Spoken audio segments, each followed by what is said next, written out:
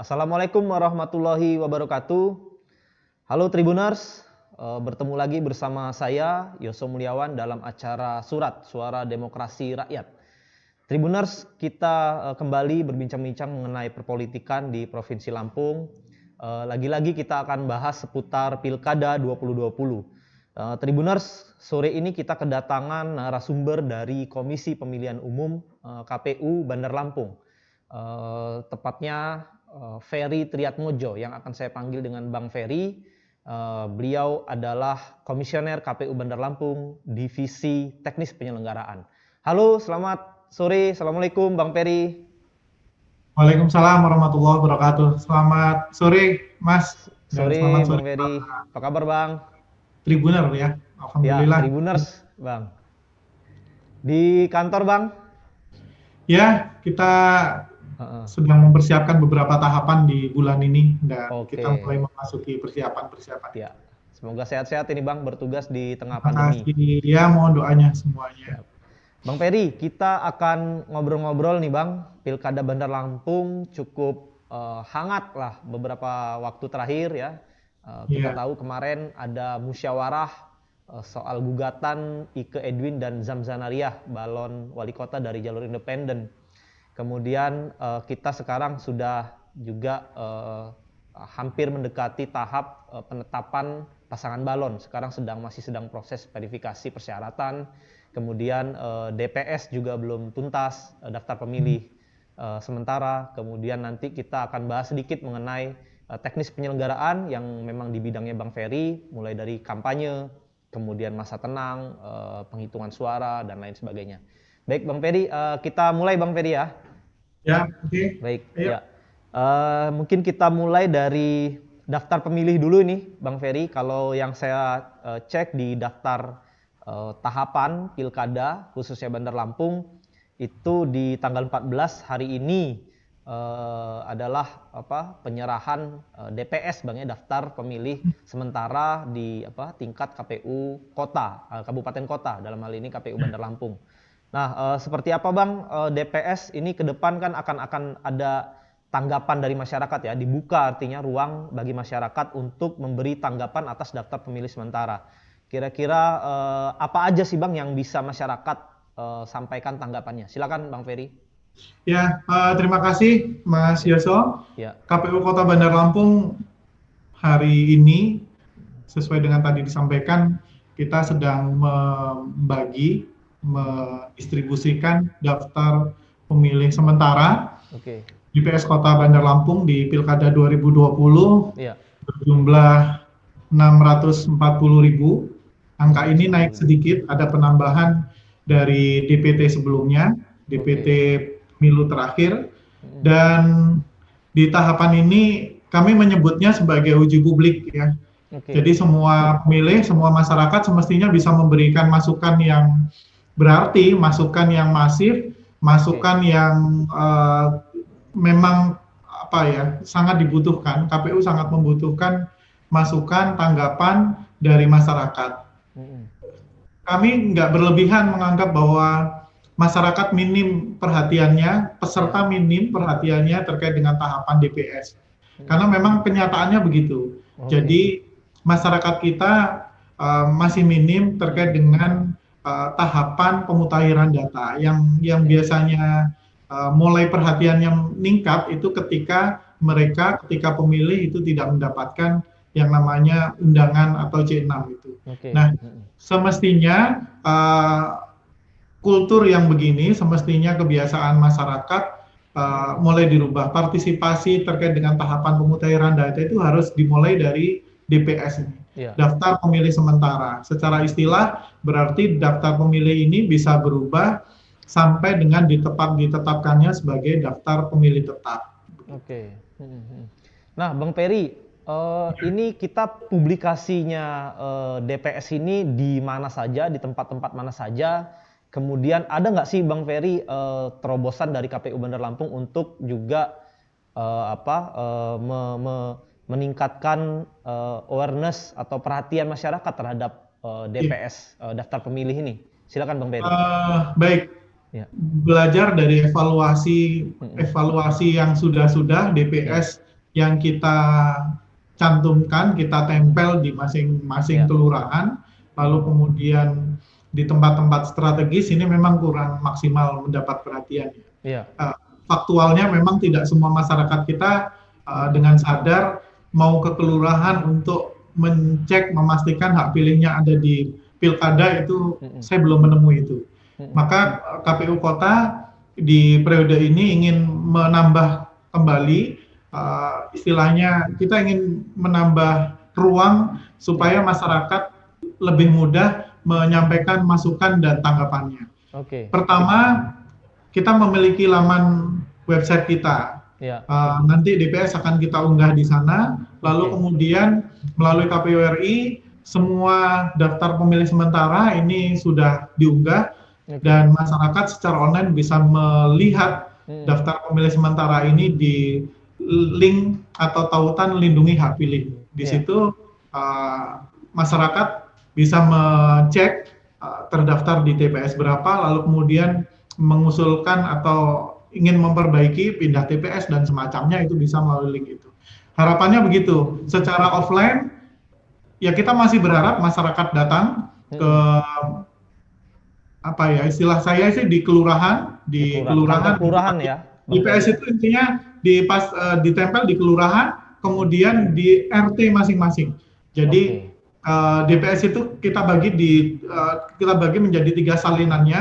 Pertama dipegang oleh PPS, lalu kemudian yang kedua di kelurahan, di kantor kelurahan terutama, lalu kemudian yang ketiga adalah di TPS atau di calon TPS itu. Ya, baik, berarti untuk masyarakat ini ya, Bang Peri ya, Tribuners juga silakan cek ke RT masing-masing atau ke kantor kelurahan, karena panitia pemungutan suara PPS yang melakukan verifikasi dan membuka uji publik ini person-personnya itu berkantor di kantor kelurahan, begitu Bang Peri ya? Ya, betul. Jadi sekretariat PPS, panitia pemungutan suara itu difasilitasi oleh Pemda dan berkantor di kantor kelurahan. Kemudian juga Tribuners bisa juga secara online bagi yang sekarang sudah lebih senangnya online ini kan, tadi bahkan bisa melalui ponsel. Mohon maaf tadi Bang Peri mungkin bisa diulang linknya apa Bang Peri ya?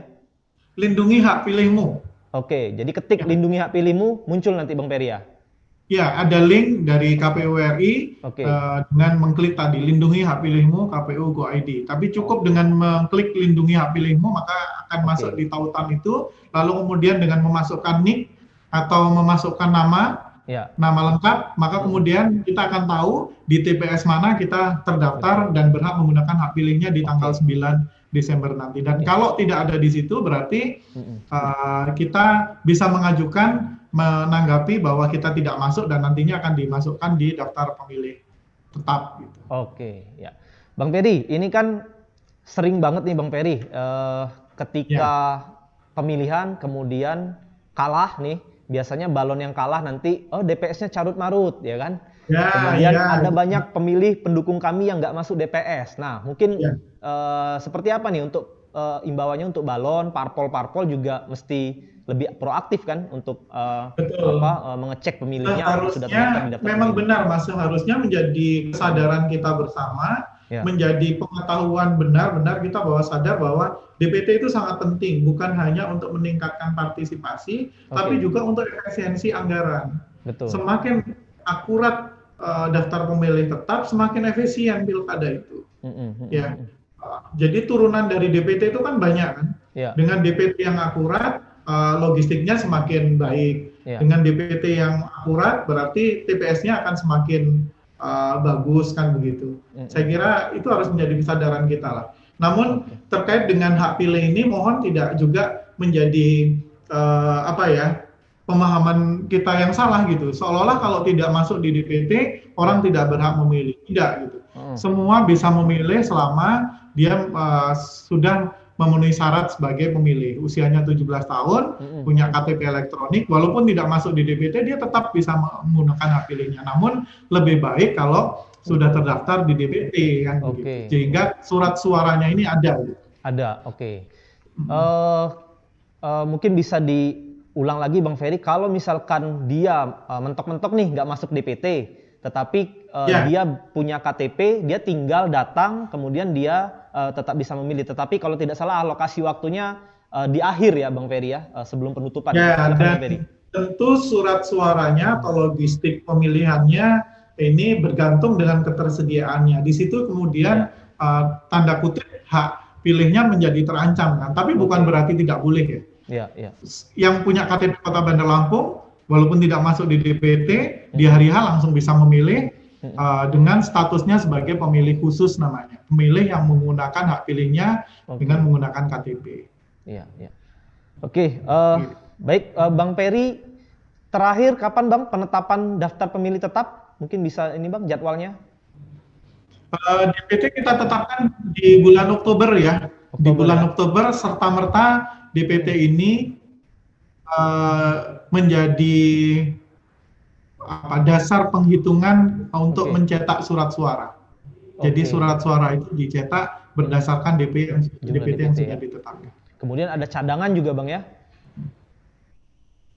Ya, surat suara tentu 2,5% nanti menjadi cadangan. Cadangan ini dipakai tadi ya, kalau ada surat suara yang rusak atau salah coblos, atau ya pemilih-pemilih yang tidak masuk di DPT. 2% dari jumlah pemilih di DPT Bang ya? Di TPS itu Bang ya? 2,5% dari jumlah DPT, ini akan kita cetak sebagai surat suara tambahan ya. Oke. Baik.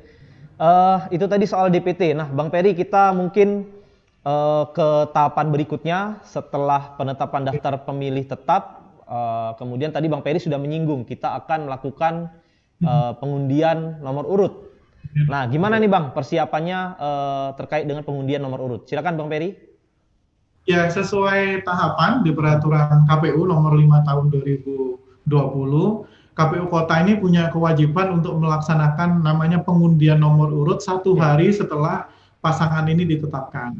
Kewajiban kami tanggal 23 September itu melakukan penetapan bakal pasangan calon yang kemarin sudah mendaftar di KPU Kota. 23 September. Di KPU Kota ada 3 bakal pasangan calon, semuanya diusung oleh partai politik atau gabungan partai politik, dan semuanya sudah melakukan pemeriksaan kesehatan. Dalam hal keputusan pemeriksaan kesehatan, semuanya memenuhi syarat. Artinya di KPU Kota Bandar Lampung terkait dengan syarat pemenuhan kesehatan ini tidak ada calon yang harus diganti. Bakal pasangan calon itu bisa diganti kalau tidak memenuhi syarat kesehatan. Walaupun syarat-syarat yang lain mereka harus melengkapi dan memperbaiki di masa perbaikan. Kami tetapkan tanggal 23, kemudian sehari setelah itu kami melakukan pengundian nomor urut. Dan kami akan berupaya supaya pengundian nomor urut ini tidak terlaksana atau berjalan monoton ya, sehingga menariklah disaksikan oleh masyarakat Kota Bandar Lampung. Nah, Bang Ferry, mungkin kita ulas sedikit. Tadi di awal saya sebut Pilkada Bandar Lampung hangat karena kemarin juga salah satunya terkait dengan pencalonan dari Ike Edwin dan Zamzanaria. Kalau tidak salah, mungkin nanti dikoreksi oleh Bang Ferry, hasil musyawarah sudah ditetapkan oleh Bawaslu, mungkin KPU tinggal menunggu salinan dan dinyatakan gugatannya ditolak. Tetapi masih ada upaya lain ke PT Tun, Pengadilan Tinggi Tata Usaha Negara, untuk upaya selanjutnya dari Ike Edwin. Nah, untuk pengundian nomor urut sendiri gimana? Apakah berpengaruh? Misalkan kita tidak tahu nanti apakah Ike Edwin diterima atau ditolak. Ketika diterima, sementara pengundian nomor urut sudah berjalan nih. Silakan Bang Ferry. Baik, memang benar bahwa secara ketentuan ketika kemudian sengketa pemilihan di Bawaslu tetap mempertahankan atau memenangkan KPU, maka bakal pasangan calon, baik itu dari partai maupun dari perseorangan, itu gugatan selanjutnya harusnya dilayangkan ke Pengadilan Tinggi Tata Usaha Negara. Ketika kemudian keputusan dari PT Tun itu diputuskan setelah selesainya pengundian nomor urut, maka ketentuannya ada 2. Yang pertama, kalau ada 2 calon nih, maka 2 calon ini akan dilakukan pengundian susulan. Tapi kalau hanya 1 calon, berarti misalnya bakal pasangan calon yang bersengketa itu menang 1 calon, maka nomor urutnya akan mengikuti nomor urut berikutnya. Misalnya sekarang nih calonnya 3, maka dia secara otomatis nomornya adalah nomor 4. urut 4. Oke. Ketentuannya begitu. Baik. Kalau kemarin dari hasil tes kesehatan sehat semua termasuk COVID ya, Bang Ferry ya? Ya, COVID itu menjadi prasyarat sebelum mendaftar. Jadi semua harus tes PCR, swab, dan semuanya negatif, sehingga semuanya bisa mendaftar. Termasuk ini ya ketentuannya gitu. Jadi kalau ada yang positif juga begitu. Kalau positifnya hanya satu pasangan calon, maka dia saat kemudian nggak boleh ikut, lalu kemudian mengikuti nomor selanjutnya. Kira-kira begitu. Ketentuannya memang semacam itu. Kalau ada 2, berarti diundi lagi 2 itu untuk mengikuti berhak menentukan nomor urutnya. Lalu kemudian kalau 1 dia langsung urutan berikutnya. Oke, seperti di Pilkada Lampung Selatan berarti ya, Bang Ferry? Ya, kira-kira begitu. Kalau negatifnya berakhir setelah pengundian, maka ketentuannya yang sebagaimana yang saya sampaikan. Baik, Bang Ferry, kita masuk ke tahapan penyelenggaraan terkait dengan kampanye, Bang Ferry. Ini kampanye kita sudah beberapa momen pemilu terakhir ya, termasuk pilkada itu cukup panjang rentangnya selama 3 bulan. Nah, Bang Ferry mungkin bisa dirinci, Bang Ferry, apa saja sih yang bisa dilakukan oleh pasangan calon dalam masa kampanye, termasuk soal kampanye terbuka, Bang Ferry, yang mengumpulkan massa banyak, mengundang artis segala macam di masa pandemi ini seperti apa sih aturannya? Silakan, Bang Ferry. Baik, kalau pilkadanya tidak di masa pandemi, tentu kampanye bisa menjadi ajang yang masif ya, maksimal untuk sosialisasi maupun kampanye gitu. Namun dalam masa pandemi semacam ini, KPU Kota dan tentu saja KPU yang lain akan melakukan pembatasan-pembatasan. Nah, terkait dengan regulasi yang pasti terkait dengan ketentuan kampanye, ini memang masih ada rancangan perubahan.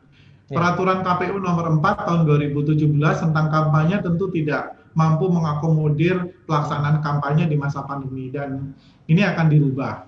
Perubahannya sedang berproses, lalu kemudian yang menjadi rujukan hari ini adalah, sementara ini adalah peraturan KPU nomor 10 tahun 2020 tentang pelaksanaan pilkada di masa pandemi. Di ketentuan itu, Mas, kampanye ini dibatasi dalam beberapa hal ya, terkait dengan jumlah yang hadir itu maksimal 50 orang. Maksimal 50 orang itu terkait dengan pertemuan terbatas, kemudian tatap muka, dan event-event yang semacamnya. Jadi calon ini bisa menyelenggarakan misalnya peringatan HUT partai, lalu kemudian acara-acara sosial, baksos, donor darah, dan seterusnya.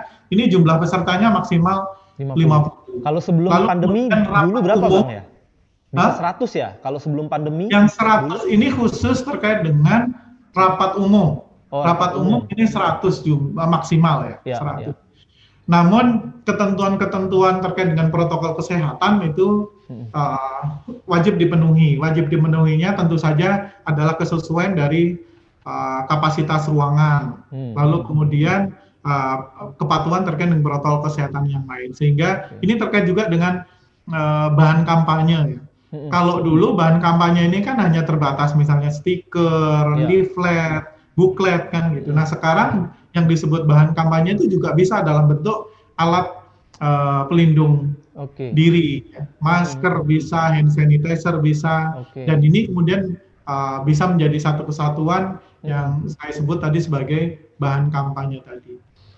Terkait dengan kampanye yang lain, KPU memfasilitasi kampanye dalam bentuk debat kandidat. Debat kandidat kami selenggarakan selama maksimal 3 kali, dan KPU Kota mengambil langkah itu. 3 kali debat itu akan kita laksanakan secara live dan secara siaran tunda.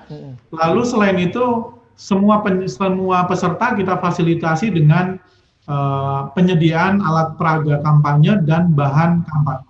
Ketentuan terkait dengan alat peraga dan bahan kampanye ini nanti akan diatur lebih lanjut dalam peraturan KPU terkait dengan kampanye. Namun secara prinsip yang namanya alat peraga itu adalah yang dipasang ya, berarti baliho, spanduk, umbul-umbul. ketentuannya berbeda dengan 2015. Kalau 2015 spanduk, umbul-umbul dan baliho ini yang masang KPU. Kalau sekarang yang masang si peserta, oke ya. Tim. Kami berkewajiban memfasilitasi terkait dengan videotron dan reklame. Reklame berbayar ini tanggung jawab KPU. Nah, terkait dengan bahan kampanye juga begitu. Bahan kampanye itu nanti hitungannya adalah kepala keluarga. Maksimal 100% dari jumlah kepala keluarga di Bandar Lampung itu difasilitasi oleh KPU. Peserta boleh nggak mencetak selain yang difasilitasi oleh KPU atau difasilitasi oleh anggaran pilkada? Boleh. Maksimal 200% dari yang difasilitasi oleh KPU atau anggaran pilkada. Begitu. Oke. Nah, tadi berarti selama ini yang jadi catatan lagi ada lagi, Mas, terkait dengan termasuk money politik enggak, misalnya dia membagi alat-alat alat-alat kampanye itu. Ukurannya yang sedang dirancang adalah satuannya harganya itu 60.000. Selama tidak kurang dari 60.000, maka dia berhak dan boleh diproduksi oleh pasangan calonnya. Sementara itu rancangannya 60.000. Kalau kemarin kan 25 ya. Kalau nggak salah di Pilkada 2015 itu 25.000. Jadi semua diproduksi maksimal 25.000 disebut sebagai alat peraga kampanye. Berarti tadi termasuk rapat umum juga yang tadinya 100 juga 50. Kemudian pertemuan tatap muka, dialog. Ya, jadi gini, ada pertemuan terbatas, ada tatap muka, ini maksimal 50. Oke, 50. Kalau rapat umum, di rancangannya ya ini belum ada ketentuan. Artinya rancangan peraturan KPU tentang kampanye ini 100 untuk rapat umum. Sedangkan untuk event yang lain, ya pertemuan terbatas, dialog, tatap muka, lalu kemudian event-event kesehatan, event-event olahraga, kesenian, ini maksimal 50.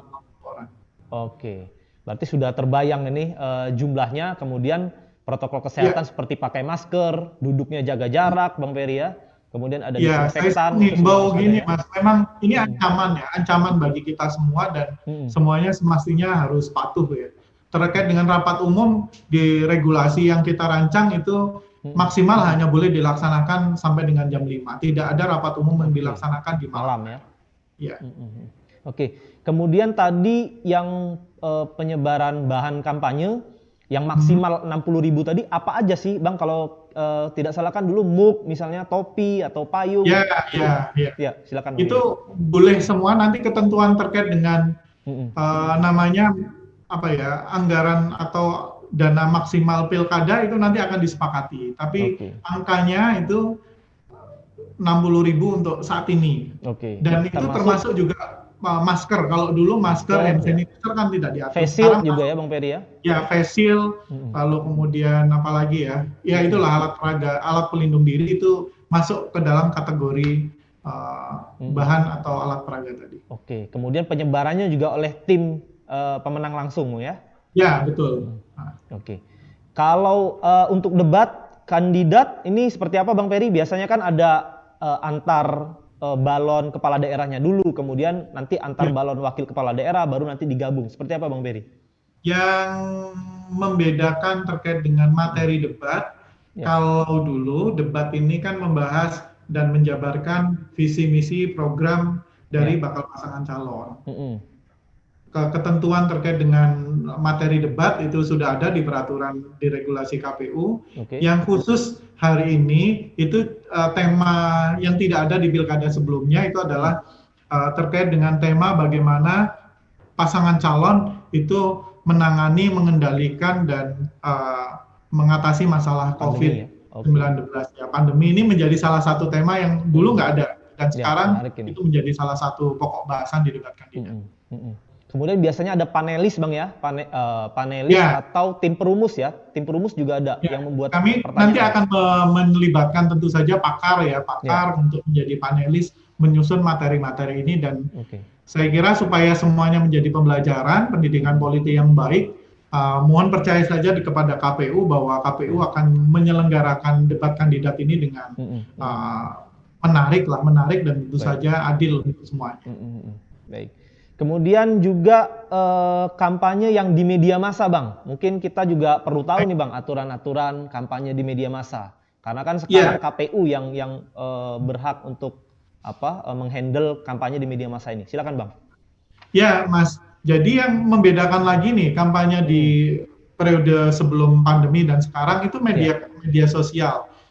Di peraturan KPU itu mendefinisikan dua nomenklatur yang berbeda antara media sosial dan media daring. Kalau dulu sosialisasi kampanye di media daring dan media sosial ini dibatasi 14 hari akhir dari masa kampanye. Kalau sekarang di media sosial ini bisa berkampanye sejak masa kampanye itu sampai dengan 1 hari sebelum berakhirnya masa kampanye. Yang difasilitasi KPU tentu saja adalah iklan layanan baik yang komersil maupun layanan masyarakat. Ya, iklan kampanye itu 14 hari. Nah, yang saya maksud tadi yang membedakan itu media sosial tadi. Media sosial bisa sejak awal masa kampanye sampai dengan berakhirnya masa kampanye, kan 1 hari sebelum masa kampanye berakhir. Namun yang tidak boleh itu adalah menyampaikan materi kampanye. Ini nanti saya harus melihat regulasinya secara pasti. Namun prinsipnya karena ini masa pandemi, justru regulasi kami ini memberikan keleluasaan para calon berkampanye melalui media sosial dan media daring. Dua nomenklatur ini beda, Mas. Media sosial itu ada interaksi ya, interaksi, ada partisipasi, kolaborasi dari pemilih atau peserta dengan pemilih atau masyarakat. Tapi kalau media daring kan sifatnya monolog, satu arah. Menarik ini kampanye di media sosial. Tapi tadi kata Bang Peri lebih ke monolog. Memungkinkan nggak, Bang? Misalkan kampanye yang seperti tadi dialog atau rapat umum itu dibikin daring gitu. Misalkan kan kalau sekarang sedang ngetren webinar melalui Zoom misalnya, atau model lain lah. Silakan Bang Peri. Ya, tentu boleh. Jadi dianjurkan. Jadi istilahnya rapat umum, kemudian rapat terbatas, dialog tatap muka itu bisa diselenggarakan pertama dengan tatap muka langsung, baik di ruangan tertutup maupun ruangan terbuka. Dan yang kedua bisa dengan media daring media tadi. Sosial. Media daring atau media sosial itu tentu itu menjadi himbauan KPU sih, daripada kemudian ada kerumunan dan seterusnya. Kenapa tidak kemudian bakal pasangan calon ini menggunakan media daring maupun media sosial. Menarik ini, Bang. Baik, setelah masa kampanye kemudian kita masuk ke masa tenggang ya, Bang ya. 3 hari, masih 3 hari. Kira-kira apa, Bang, batasan-batasan di masa tenggang? Silakan, Bang. 1 hari sebelum masa tenang ini semua materi, semua konten yang terkait dengan kampanye di media sosial dan media daring sudah harus dihapus. Lalu kemudian alat peraga yang tadi kan kewajiban peserta ini kan memasang alat peraga, maka peserta juga wajib menurunkan alat peraga ini di masa tenang. Dan tentu setelah itu yang tidak kalah pentingnya adalah KPU mewajibkan peserta ini melaporkan dana kampanye. Dana kampanye ini dilaporkan di awal buat rekening khusus, namanya rekening khusus dana kampanye, kemudian di pertengahan melaporkan penggunaannya, dan di akhir kemudian juga harus melaporkan penggunaan dana kampanye. Dan itu semua wajib. Kalau tidak diserahkan laporan dana kampanye ini, ketentuannya ada ketentuan pembatalan penetapan. Sudah ada kantor akuntan publik, Bang ya, yang kita gandeng juga, Bang ya. Biasanya ada seperti itu untuk mengecek. Ke akuntan publik itu regulasinya satu kantor akuntan publik itu hanya boleh memeriksa satu calon, ya. Tidak boleh istilahnya digabung begitu untuk artinya untuk menghindari konflik kepentingan. Baik, Bang. Sebelum kita masuk ke penghitungan suara, pemungutan dan penghitungan suara, ini ada soal survei nih, Bang. Bagaimana aturan-aturan survei? Kemudian apakah kita sudah membuka ruang untuk lembaga survei menjadi lembaga survei yang resmi di pilkada kali ini? Silakan, Bang. Baik. Ya, terkait dengan partisipasi masyarakat dalam bentuk survei pilkada, kemudian polling, lalu pemantau, ini diatur dalam peraturan KPU terkait dengan sosialisasi dan pendidikan pemilih serta partisipasi masyarakat. Ya. Semua lembaga survei, semua lembaga polling yang melaksanakan hitung cepat, dan semua pemantau itu harus diakreditasi oleh KPU sebelum melaksanakan kegiatannya. Di KPU Kota sampai dengan hari ini, menurut catatan kami, ada satu lembaga survei yang sudah mengajukan izin ya, melaporkan akan melakukan survei, yaitu Poltreking ya. Poltreking Indonesia ya, pimpinan dari Hanta Yuda. Ini sedang kita proses. Lalu kemudian terkait dengan pemantau, beberapa lembaga yang sudah mengajukan diri dan beraudiensi dengan kami. Pertama, JPPR, Jaringan Pemantau Pemilih Rakyat, kalau tidak salah JPPR, JPPR Wilayah Lampung, kemudian Mapilu, masyarakat Mapilu punya teman-teman PWI, kemudian BEM KBM Munila. Dan satu lagi ada salah satu ormas yang juga mengajukan diri. Ada 4 pemantau yang sudah berkomunikasi, dan kalau memang nanti dokumen-dokumennya lengkap, nanti akan kita keluarkan akreditasinya. Lalu kemudian tadi ya, survei, lembaga survei dan polling, ini catatan kami baru satu tadi, Poltreking Indonesia. Bang, kalau boleh tahu apa aja nih Bang tugas-tugasnya pemantau, kemudian pembatasannya seperti apa pemantau ini? Apa bedanya dengan Bawaslu misalnya? Silakan Bang. Terkait dengan fungsi partisipasi masyarakat dalam pemantau, kemudian survei dan polling, yang utama adalah independensi. Itu yang menjadi ukurannya. Maka terkait dengan penggunaan dana, sumber dana ini harus jelas. Lalu kemudian terkait dengan objek pemantauan ini juga jelas. Pemantau ini fungsinya kan sebagai kelompok masyarakat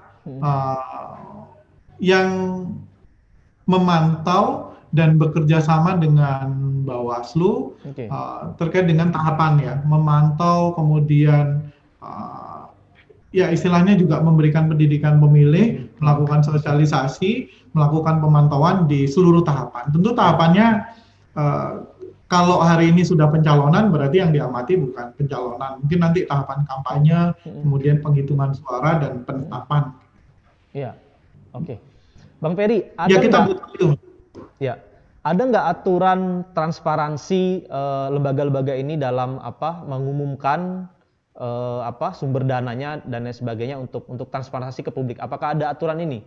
Silakan. Ada. Jadi lembaga pemantau, lembaga survei dan polling atau hitung cepat ini wajib memberitahukan kepada KPU terkait dengan pertama dana, sumber dananya apa, kemudian dari mana. Lalu kemudian terpenuhinya personalia yang istilahnya tentu harus memadai begitu ya, kaitannya dengan profesionalitas dan seterusnya. Kemudian yang ketiga, kalau terkait dengan lembaga survei maupun hitung cepat, ini metodenya harus bisa juga dijelaskan kepada KPU, metode yang bisa dipertanggungjawabkan. Ya. Dan kemudian publik juga bisa mengakses untuk mengetahui itu. KPU artinya juga bisa juga mengumumkan soal transparansi sumber dana, metode dan lain sebagainya tadi Bang ya? Ya betul, KPU nanti punya data itu dan tentu KPU akan mempublikasi terkait dengan informasi-informasi publik itu. Kemudian biasanya nanti ada exit poll nih Bang, istilahnya exit poll. Nah sejauh mana nih aturan dari exit poll sendiri Bang? Karena kan ya kita tidak tahu apakah nanti sebelum selesai pemilihan sudah bisa exit poll dan kemudian dia bisa mempengaruhi pilihan pemilih misalnya. Silakan Bang, aturan tentang exit poll. Jadi hitung cepat dan exit poll ini kalau hitung cepat tentu tidak boleh hitung cepat itu diumumkan sebelum penghitungan ya. Lalu kemudian exit poll juga begitu, sebelum TPS ditutup tidak bisa mempublikasi hasil exit poll ya. Dan ketentuan-ketentuan itu ada sanksinya ya, terkait dengan kewajiban dan hak dari lembaga survei maupun hitung cepat ini nanti akan kita sosialisasikan lah kepada yang bersangkutan supaya tentu kita berharap ada pembelajaran dan kesadaran untuk semua kita ya supaya memang hasilnya bisa dipertanggungjawabkan dan bisa menjadi istilahnya pendidikan politik bagi masyarakat kita di Kota Bandar Lampung. Oke. Bang, kita ke Tungsura, pemungutan dan penghitungan suara. Gimana Bang, mungkin sudah ada konsepnya seperti apa mengenai pemungutan dan penghitungan suara? Silakan Bang. Ya, terima kasih Mas. Jadi KPU Kota Bandar Lampung tentu kebijakannya sesuai dengan kebijakan yang sudah ditetapkan oleh KPU RI.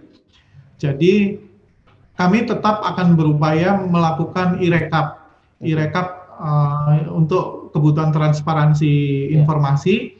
Kewajibannya di hari yang sama semua TPS harus terpublikasi hasil penghitungan di TPS itu di hari yang sama.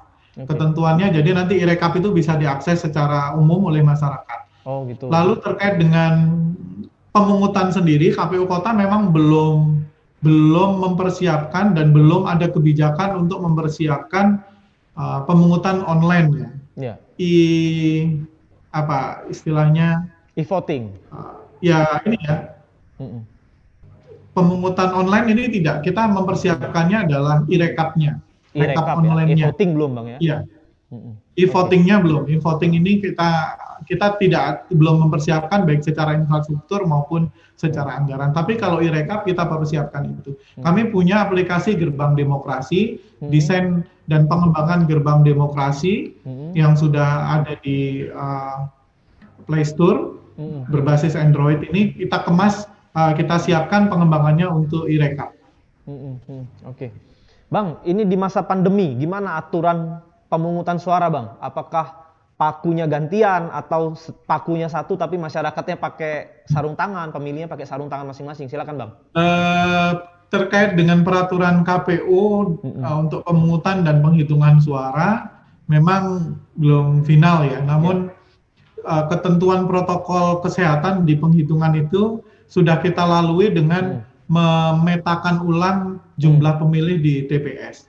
Jadi kalau di pilkada non pandemi itu kan pemilih maksimal 800. Kalau di tahapan pilkada di masa pandemi ini 500. Tidak ada TPS kita yang pemilihnya lebih dari 500. Poin pertamanya itu. Kemudian yang kedua, nanti KPU Kota akan melaksanakan rapid test massal kepada KPPS-nya. Jadi ketentuan itu sudah dikerjasamakan dan semuanya sudah ada MOU. Semua PPS, semua PPK dan tentu saja KPU itu nanti akan melakukan rapid test ditambah dengan KPPS. Lalu di saat pelaksanaannya nanti ketentuan terkait dengan tersedianya sanitasi ya, terus kemudian hand sanitizer itu sudah kita anggarkan. Termasuk kalau kemudian harus ada sarung tangan atau masker ini juga sedang kita persiapkan untuk itu. Apa istilahnya Mas? Infrared ya, termogan infrared ini juga kita siapkan dan kita menerima hibah alat termogan atau termometer infrared ini dari pemerintah kota. Semuanya nanti akan disediakan dan ketentuan terkait dengan maksimal suhu pemilih dan penyelenggara ini nanti akan kita lakukan dan ketatkan. Artinya belum bisa dipastikan apakah satu paku ataukah ada banyak paku yang bergantian Bang ya? Ya, pilihan-pilihannya begitu, apakah akan menggunakan alat coblos sekali pakai atau menggunakan sarung tangan. Dua hal ini terus disimulasikan oleh KPU RI. Pilihan-pilihan ini juga tentu saja akan berdampak pada anggaran ya. Kita tentu akan dihitung mana yang paling efisien penggunaannya. Baik, tadi menarik soal e-rekap Bang. Jadi sebetulnya hampir bisa dipastikan kita bisa tahu pada hari itu Bang ya, siapa pemenang dengan adanya e-rekap dan masyarakat bisa mengakses. Ya, e-rekap itu kita gunakan sebagai fungsi transparansi dan kecepatan informasi. Jadi masyarakat ini kan butuh informasi yang cepat dan transparansi informasi. E-rekap itu difungsikan untuk memenuhi kebutuhan itu, cepatnya informasi dan transparannya informasi. Namun kami melakukan disclaimer istilahnya, bukan menjadi dasar penghitungan atau dasar penetapan dari pasangan terpilih direkap. Tetap bahwa pleno berjenjanglah yang menjadi dasar terpilihnya pasangan calon. Baik. Sorry tadi terlewat Bang, apakah melalui aplikasi khusus atau seperti kalau ada beberapa lembaga survei kan melalui SMS, jadi dia SMS atau WhatsApp ke penyelenggara tingkat atasnya misalnya? Silakan Bang. Irekap itu yang menjadi dasar saat ini adalah C1 ya. C1 itu nanti selain diinput oleh operator juga akan di-scan. Scan C1 itu nanti bisa diunduh oleh semua. Masyarakat bisa mengunduh itu. Per PPS akan tahu, jadi kami tidak istilahnya bukan berdasarkan SMS. Kalau SMS kita nggak punya alat bukti. Alat buktinya adalah C1 diunggah, lalu kemudian hasil penghitungannya direkap. Dua ini nanti bisa dipadukan dan bisa menjadi pembanding perolehan suara. Gitu. Masyarakat bisa mengaksesnya di mana Bang? Link apa? Info pilkada ada, nanti linknya juga ada di gerbang demokrasi. Di gerbang demokrasi itu yang sedang kita desain, proses input rekap itu dilakukan oleh KPPS dengan beberapa tahapan keamanan ya, mulai dari fingerprint, lalu kemudian dengan ketentuan keamanan yang lain itu. Sistem keamanannya sedang kita pertimbangkan supaya sampai di derajat kepercayaan yang maksimal gitu kira-kira.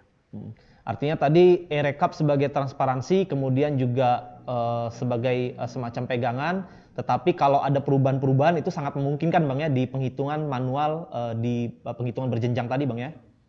Ya asumsinya harusnya tidak ada perubahan. Tidak ada perubahan ya? Harusnya tidak ada perubahan karena bagi kami e-rekap itu kan sumbernya C1. Kenapa harus berbeda kan? Iya betul.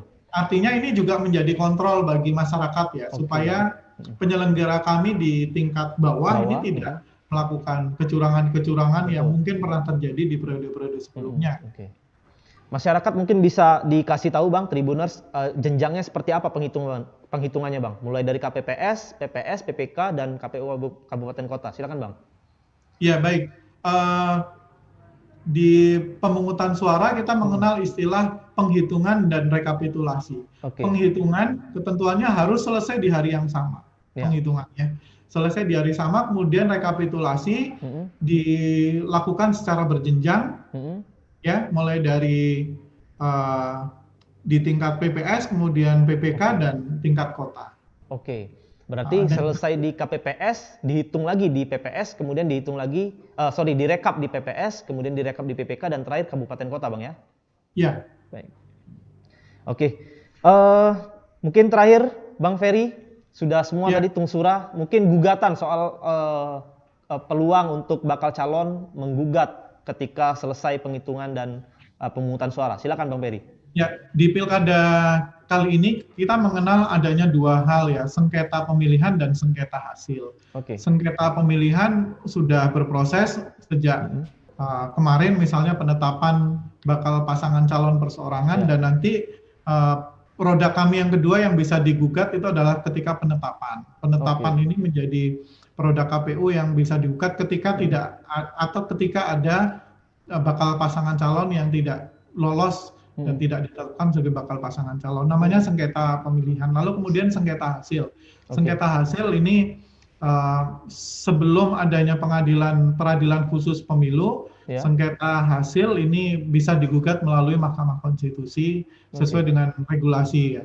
Ada batas minimum suara yang bisa disengketakan gitu. Ketentuan-ketentuan itu nanti ada di peraturan KPU. Baik, Bang Ferry, terakhir mungkin Bang, harapan dari KPU Bandar Lampung sendiri untuk penyelenggaraan Pilkada 2020, khususnya lagi di tengah pandemi. Silakan Bang Ferry.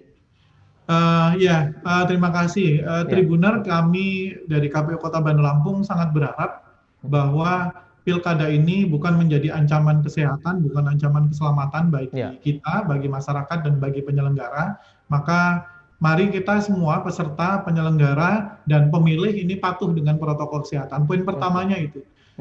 Tentu yang selanjutnya adalah partisipasi. Partisipasi masyarakat ini kalau menjadi pemilih, ayo menjadi pemilih yang berdaulat, kalau menjadi penyelenggara, mari bergabung menjadi penyelenggara yang berintegritas. Dan kalau menjadi peserta, mohon menjadi peserta yang bermartabat. Kira-kira begitu ya. Baik, menarik sekali. Bang Peri, terima kasih banyak sudah berbagi informasi, sudah sharing dengan Tribun TV Lampung dan Tribuners masyarakat Lampung. Semoga pelaksanaan Pilkada 2020 di Bandar Lampung berjalan lancar dan para penyelenggaranya juga sehat-sehat selalu, Bang, di tengah pandemi COVID-19. Keselamatan menjadi yang utama dan hajat ini hajat kita bersama. Tentu kedaulatan rakyat ini menjadi juga tujuan kita gitu, supaya penyelenggaraannya tetap jurdil, namun juga semuanya selamat dan sehat. Baik, terima kasih sekali lagi Bang Peri. Salam buat teman-teman komisioner yang lain. Assalamualaikum warahmatullahi wabarakatuh. Terima kasih. Waalaikumsalam warahmatullahi wabarakatuh. Oke. Baik, Tribuners, itu tadi perbincangan kita dengan Ferry Triatmojo, Komisioner KPU Bandar Lampung, Divisi Teknis Penyelenggaraan. Para Tribuners, silakan jika ingin mengecek apakah namanya sudah terdaftar di daftar pemilih, baik melalui RT, melalui PPS, kemudian bisa juga secara online. Kemudian tadi Tribuners mungkin sudah mendengar juga batasan-batasan bagaimana ketika kampanye, kemudian di masa tenang, terakhir tadi seperti apa teknis di pemungutan dan penghitungan suara. Semoga Pilkada 2020 berjalan lancar, khususnya di Bandar Lampung, dan Tribuners di rumah sehat selalu. Saya Yoso Mulyawan, pamit undur diri, kita ketemu di surat pekan depan. Assalamualaikum warahmatullahi wabarakatuh.